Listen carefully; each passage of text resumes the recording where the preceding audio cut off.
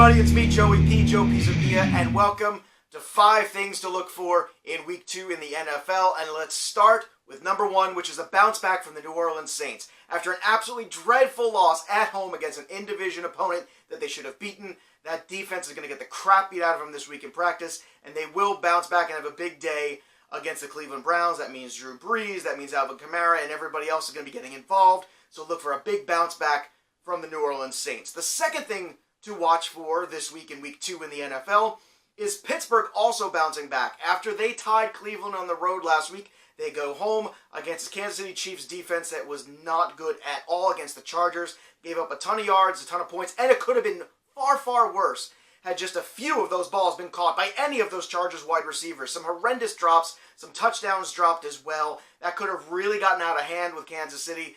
That defense is going to Pittsburgh in Pittsburgh this week. Expect big things from Ben Roethlisberger and Antonio Brown. The third thing to watch for in Week 2 in the NFL is that Denver running back situation. You got Royce Freeman, you got Phillip Lindsay, both of whom had basically the same stat line. Now, Lindsay is a smaller back, so with the game flow of this game, I'm telling you, with Oakland being as bad as they are, I would expect them to be trailing in this game, which means probably favoring Freeman. I know a lot of you spent a lot of fab this week probably on Lindsay, but you might be disappointed.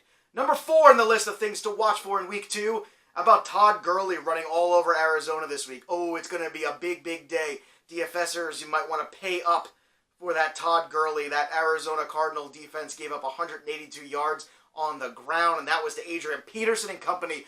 What's going to stop Mr. Todd Gurley? The answer? Nothing. Nothing's going to stop him this week.